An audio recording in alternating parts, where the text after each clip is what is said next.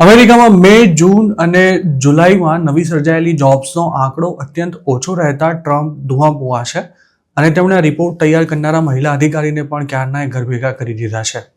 જોકે ટ્રમ્પને કદાચ ડોસી મરે તેનો નહીં પણ જમ ઘર ભાડી જાય તેનો વધારે ડર હોય તેવું લાગી રહ્યું છે, કારણ કે મે થી જુલાઈ દરમિયાન જોબ્સની સંખ્યામાં જે ધરખમ ઘટાડો થયો છે તે અમેરિકાની ઇકોનોમી મંદી તરફ સરકી રહી હોવાનો પણ સંકેત આપી રહ્યો છે.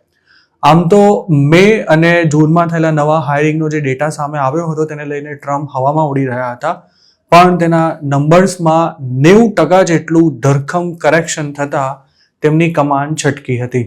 મે અને જૂન ઓછા હોય તેમ જુલાઈમાં સર્જાયેલી નવી જોબ્સનો આંકડો પણ ઘણો ચિંતાજનક રહ્યો હતો, કારણ કે આ મહિનામાં માત્ર 73,000 નવી નોકરીઓ ઊભી થઈ હતી. જ્યોર્જ બુશની સરકારમાં કોંગ્રેસનલ બજેટ ઓફિસના ડિરેક્ટર રહી ચૂકેલા ડગલાસ હોલ્ટ્ઝે આ મામલે CNN સાથે વાત કરતા એવું જણાવ્યું હતું કે જોબ માર્કેટની હાલની સ્થિતિ ભયાનક છે. હેલ્થ અને એજ્યુકેશનને બાદ કરતા પ્રાઇવેટ સેક્ટર્સમાં છેલ્લા 3 મહિનાથી કોઈ ખાસ નવું હાયરિંગ નથી થયું.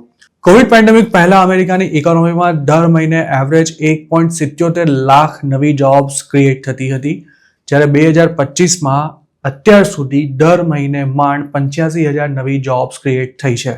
એટલે કે 5 વર્ષમાં નવા હાયરિંગનું પ્રમાણ લગભગ અડધો-અડધ થઈ ગયું છે. જોકે અમુક એક્સપર્ટ્સનું એવું પણ માનવું છે કે જોબ્સનો રિપોર્ટ નબળો આવે તેનો અર્થ એવો પણ નથી થતો કે મંદી આવવાની તૈયારીમાં છે.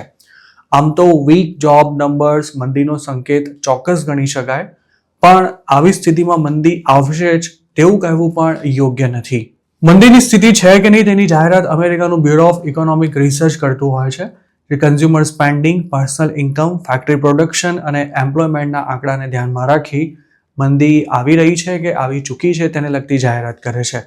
જોકે હાલ આ ચારેય માપદંડ એટલા પણ નબળા નથી લાગી રહ્યા કે તેના પરથી મંદીનું અનુમાન લગાવી શકાય. તો બીજી તરફ અમેરિકામાં ઘટી રહેલી જોબ્સની પાછળ જે કારણો જવાબદાર માનવામાં આવી રહ્યા છે તે ટ્રમ્પની આર્થિક નીતિ સાથે સીધી રીતે સંકળાયેલા છે. ખાસ તો ટેરિફ પોલિસીને કારણે જે સ્થિતિ સર્જાઈ છે તેમાં પિક્ચર ક્લિયર ન થાય ત્યાં સુધી કંપનીઓ નવી ભરતી કરવાનું ટાળી રહી છે. આ ઉપરાંત વ્યાજના દર પણ ઘણા ઊંચા હોવાથી આર્થિક પ્રવૃત્તિ સીધી રીતે પ્રભાવિત થઈ રહી છે અને તેના પરિણામે જોબ્સમાં જોઈએ તેવો વધારો નથી થઈ રહ્યો. ટ્રમ્પ ફેડ રિઝર્વના ચેરમેન પર વ્યાજના દર ઘટાડવા માટે ખૂબ જ પ્રેશર કરી રહ્યા છે, પરંતુ તેમણે તાજેતરમાં જ એવું કહ્યું હતું કે ટેરિફને કારણે ઇન્ફ્લેશનમાં વધારો થાય તેવી સંભાવના હોવાથી હાલ વ્યાજના દર ઘટાડવાનું રિસ્ક લઈ શકાય તેમ નથી. જુલાઈનો જોબ રિપોર્ટ ખૂબ જ નબળો આવ્યો હોવા છતાં પણ ફેડ રિઝર્વે વ્યાજના દરમાં ઘટાડો નહોતો કર્યો. આ સ્થિતિમાં અમુક લોકોનું એવું પણ માનવું છે કે અર્થશાસ્ત્રીઓના અંદાજ કરતાં ઇકોનોમીની હાલત વધુ ખરાબ હોવાથી ફેડ વ્યાજના દરમાં ફેરફાર કરવા તૈયાર નથી. પ્રોવેન્જલ વેલ્થ મેનેજમેન્ટ નામની એક ફર્મના ચીફ ઇન્વેસ્ટમેન્ટ ઓફિસર રોબર્ટ રગ્રેલોએ આ અંગે CNN સાથે વાત કરતા એવું કહ્યું હતું કે જુલાઈનો જોબ રિપોર્ટ ડરામણો હતો, પણ હાયરિંગમાં ઘટાડો થવો કોઈ નવી વાત નથી અને તેનો અર્થ એવો પણ ન કાઢવો જોઈએ કે અમેરિકાની ઇકોનોમી પર મંદીના વાદળો છવાઈ રહ્યા છે. વાત માત્ર એટલી જ છે કે કંપનીઓમાં બિઝનેસ કોન્ફિડન્સ નહીં આવે અને આર્થિક નીતિ કઈ દિશામાં જઈ રહી છે તેને લઈને વધુ સ્પષ્ટતા નહીં થાય ત્યાં સુધી હાયરિંગ કદાચ બંધ રહેશે અને ફાયરિંગ ચાલુ રહેશે. મતલબ કે જોબ્સમાં થઈ રહેલો ઘટાડો અને સ્થિર વ્યાજ દર પાછળ પણ ક્યાંક ને ક્યાંક ટ્રમ્પની ટેરિફ પોલિસી જ જવાબદાર છે. ટેરિફને કારણે ચીજ વસ્તુઓના ભાવ કેટલા વધે છે તેના પર ફેડની નજર છે, તો બીજી તરફ અમેરિકાની ઇકોનોમી હજુ એટલી પણ નબળી નથી પડી કે વ્યાજના દર ઘટાડવા સિવાય બીજો કોઈ વિકલ્પ જ ન બચ્યો હોય.